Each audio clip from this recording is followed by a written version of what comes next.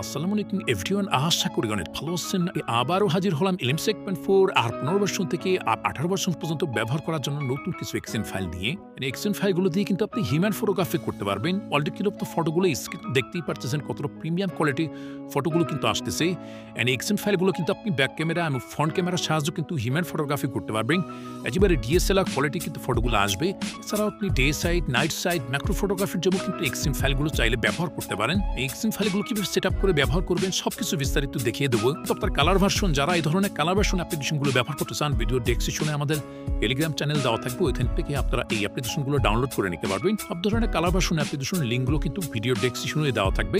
দেখতে পারতেছেন এখানে যে এক্সেন ফাইলগুলো দিতেছি, এক্সেন ফাইল দিয়ে কিন্তু আপনি day side, night side, human ফটোগ্রাফির জন্য কিন্তু ব্যবহার করতে পারবেন। চাইলে কিন্তু আপনার ম্যাক্রো ফটোগ্রাফির জন্য কিন্তু এক্সেন ফাইলগুলো ব্যবহার করতে পারেন। খুবই প্রিমিয়াম কোয়ালিটির কিন্তু ফটোগুলো আসবে। অলরেডি কিন্তু আপনার কালারগুলো দেখছেন, লাইটরুমের প্রিসেটের মতো কালারগুলো কিন্তু আসতেছে। আপনি সেলফির জন্য কিন্তু হিউম্যান ফটোগ্রাফি করতে পারবেন পোর্ট্রেট মোডে।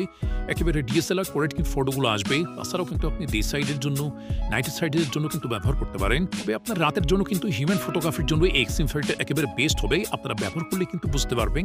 এক্সেন ফাইল দিয়ে আমি কিছু ফটোগ্রাফি করেছি, আমি আপনাদের দেখিয়ে দিচ্ছি আসলে এক্সেন ফাইলগুলো কেমন কাজ করতেছে।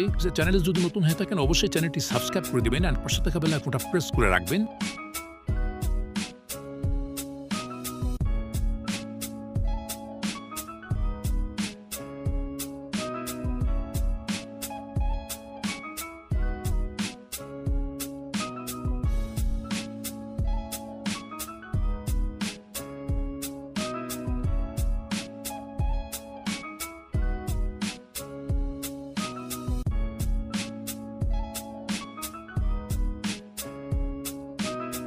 এখন কিছু এক্সএমএল ফাইলের কালার সেটিং এর কথা বলে দিচ্ছি। অনেকের আছে আপনারা কালারগুলো পরিবর্তন করতে চান।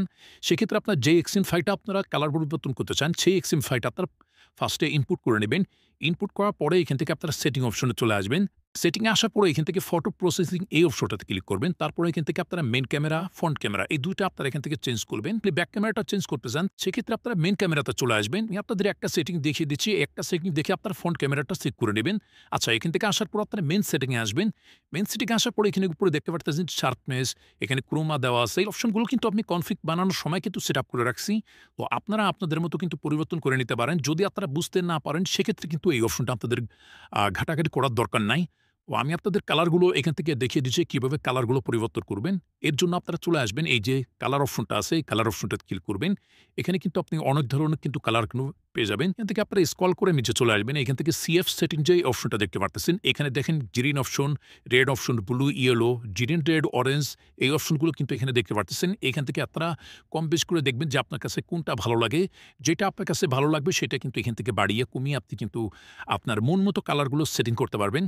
উপরের দিকে কিন্তু আপনার কালারগুলো কিন্তু কমবে, অ্যান্ড নিচের দিকে চলে কিন্তু আপনি কালারগুলো কিন্তু বাড়বে। এইভাবেই আপনারা মূলত এখান থেকে ব্লু সেটিং, তারপরে গ্রিন সেটিং, এই সেটিংগুলো কিন্তু আপনারা এখান থেকে করে নেবেন। তাহলে আপনার কালার সেটিংগুলো কিন্তু বেড়ে যাবে। আর যদি আপনার ফেসের স্মুথটা যদি একটু বেশি চান অথবা আপনার নয়েজটা বেশি হয়ে যায়, সেক্ষেত্রে আপনারা নয়েজ রিডাকশন এই অপশনটা চলে আসবেন। এখানে দেখেন স্মুথ নামে একটা অপশন আছে। এই স্মুথে কিন্তু আপনার ডিফল্টে দিয়ে রাখছি। ডিফল্টে আপনার স্মুথটা ভালো কাজ করে। যদি আপনার অতিরিক্ত লাগে সেক্ষেত্রে আপনারা এখান থেকে 3 পয়েন্ট দেখতে পারতেছেন, 3.50 তো করতে পারেন, 4.00 তো রাখতে পারেন। আপনার যেটা ইচ্ছা সেটাতে কিন্তু এখান থেকে সেট আপ করে আপনি ফাইলটা সেভ করে নিতে পারেন। এই সেটিংগুলো হয়ে গেলে এখান থেকে আপনারা ব্যাক চলে আসবেন। এছাড়াও কিন্তু আপনারা এখান থেকে নয়েজ রিডাকশন যে অপশনটা দেখতে পারতেছেন, দেখে গেছে আপনার ফটো তোলার পর কিন্তু ফটোতে দেখবেন যে একটা ফাটা ফাটা ভাব আসে, ওইটা কিন্তু আপনার নয়েজের জন্য। তো এখান থেকে আপনারা স্মুথ যে নয়েজটা আছে এটা বাড়িয়ে দিবেন। তারপরে এখান থেকে টেম্পোরাল যেটা আছে এটাও আপনারা এখান থেকে বাড়িয়ে দেবেন। করলে দেখবেন যে নয়েজগুলো কিন্তু আপনার রিমুভ হয়ে গেছে।